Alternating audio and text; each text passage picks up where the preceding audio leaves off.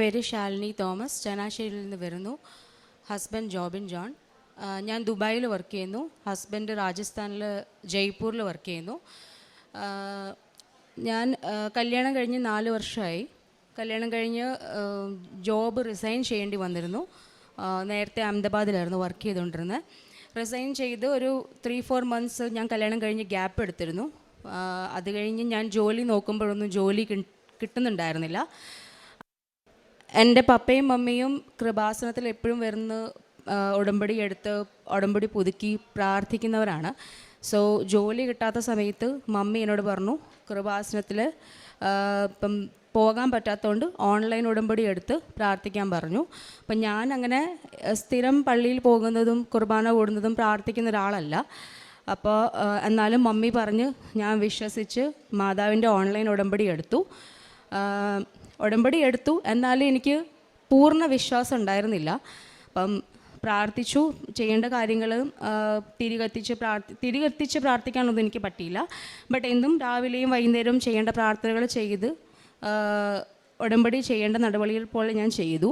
But എപ്പോഴേലും എനിക്ക് അബദ്ധം പറ്റിയിട്ടുണ്ടാകാം. അതുകൊണ്ട് മാതാവ് എന്നെ പരീക്ഷിച്ചെന്ന് ഞാൻ വിശ്വസിക്കുന്നു. കാരണം ഉടമ്പടി എടുത്ത് 1 മാസം കഴിഞ്ഞ് എവിടെയെങ്കിലും തെറ്റുപറ്റിയതുകൊണ്ട് ഞങ്ങൾ യാത്ര ചെയ്തുകൊണ്ടിരുന്ന ബൈക്കിൽ ട്രാവൽ ചെയ്തുകൊണ്ട സമയത്ത് എനിക്കൊരു മേജർ ആക്സിഡൻ്റ് ഉണ്ടായിരുന്നു. അത് ഞങ്ങൾ ബൈക്കിലായിരുന്നു. ഞങ്ങളുടെ മുമ്പിലൊരു ട്രക്ക് ഉണ്ടായിരുന്നു. അപ്പം ട്രക്കുമായിട്ട് കൂട്ടിയിടിച്ച് ഞങ്ങൾ 2 പേര് ഹെൽമെറ്റ് ധരിച്ചിട്ടുണ്ടായിരുന്നു. ഹസ്ബൻഡ് ഹെൽമെറ്റിൻ്റെ സ്ട്രാപ്പ് ഇട്ടിട്ടുണ്ടായിരുന്നു. ഞാൻ ഹെൽമെറ്റ് ധരിച്ചെങ്കിലും സ്ട്രാപ്പ് ഇട്ടിട്ടില്ലായിരുന്നു. സോ കൂട്ടിയിടിച്ച് എൻ്റെ തല ട്രക്കിൻ്റെ അടിയിൽ പോയി, ടയറിൻ്റെ അടിയിൽ പോയി. എൻ്റെ മുടി ഈ ഭാഗം പറഞ്ഞു വന്ന്.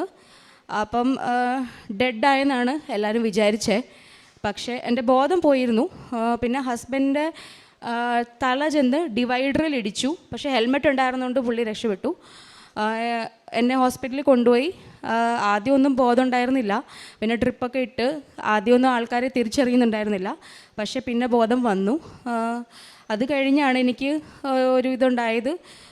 ചിലപ്പോൾ മാതാവ് എൻ്റെ വിശ്വാസക്കുറവുകൊണ്ട് എന്നെ പരീക്ഷിച്ചതാവാമെന്ന് ഞാൻ വിചാരിച്ചു. പിന്നെ ഞാൻ ചെയ്യേണ്ട നടപടികൾ ചെയ്ത് പ്രാർത്ഥിക്കേണ്ട പോലെ പ്രാർത്ഥിച്ച് അങ്ങനെ ജോലി കിട്ടാൻ വേണ്ടി പുറത്ത് എവിടെയെങ്കിലും ജോബ് ഓപ്പർച്യൂണിറ്റി കിട്ടാൻ വേണ്ടിയിട്ടാണ് ഞാൻ പ്രേ ചെയ്തുകൊണ്ടിരുന്നത്. അപ്പം എനിക്ക് പിന്നെ ദുബായിലേക്ക് പോകാൻ ശരിയായി. ഞാൻ ദുബായിൽ പോയി വിസിറ്റിംഗ് വിസയിൽ പോയി ജോബ് നോക്കുമായിരുന്നു.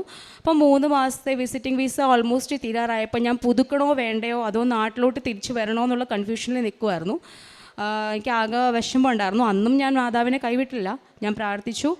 അപ്പോൾ എനിക്കൊരു ജോബ് ഓപ്പർച്യൂണിറ്റി കിട്ടി. ഞാൻ അവിടെ ജോലിക്ക് കയറി കഴിഞ്ഞ് ഒരു 2 മന്ത്സ് കഴിഞ്ഞപ്പം ഞാൻ വിസിറ്റിംഗ് വിസയിൽ തന്നെയാണ് ജോലിക്ക് കയറി. അപ്പം ദുബായിലെ നിയമം അനുസരിച്ച് നമുക്ക് വിസിറ്റിംഗ് വിസയിൽ വർക്ക് ചെയ്യാൻ പാടില്ല. എംപ്ലോയ്മെൻറ്റ് വിസ മസ്റ്റാണ്. അപ്പോൾ അതില്ലാത്തത് കൊണ്ട് അവിടെ ലേബർ ചെക്കിങ് വന്ന് അങ്ങനെ അവർ ലേബർ എന്നെ പിടിച്ചു.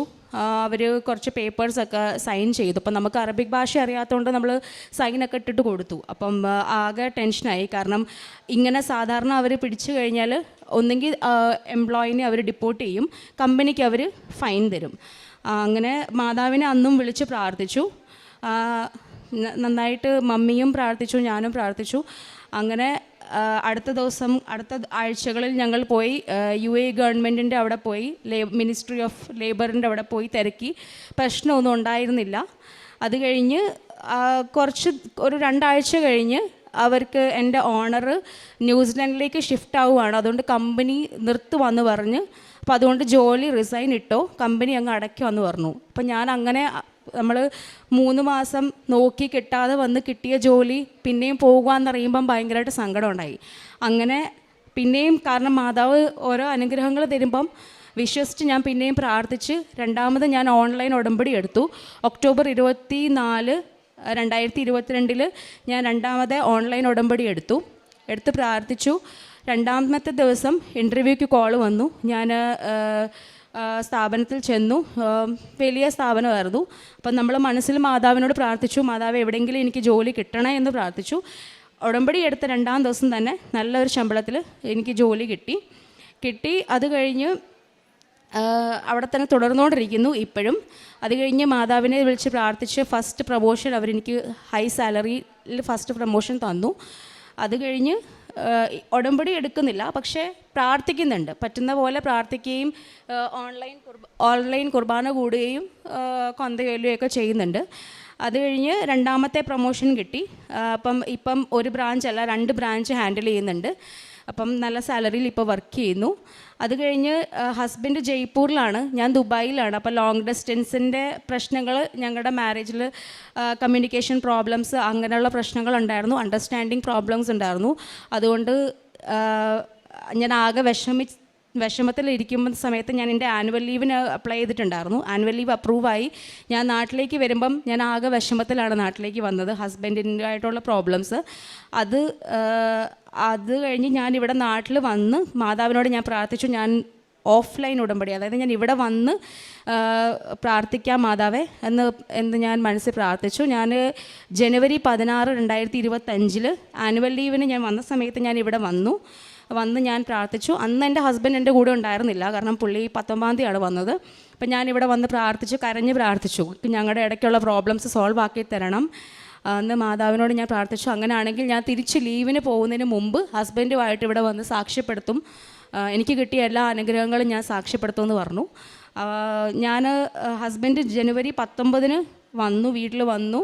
അന്ന് അമ്മ ഒക്കെ കൊണ്ടുവന്ന ഉപ്പ്, ഇവിടുത്തെ ഉപ്പ് എൻ്റെ കയ്യിലുണ്ടായിരുന്നു. ആ ഉപ്പ് ഞാൻ ഹസ്ബൻഡ് അറിയാതെ ഹസ്ബൻഡിൻ്റെ തലയിൽ തൊട്ട് പ്രാർത്ഥിച്ചു. പ്രോബ്ലംസ് സോർട്ട് ആവണമെന്ന് മാതാവിനോട് പ്രേ ചെയ്തു.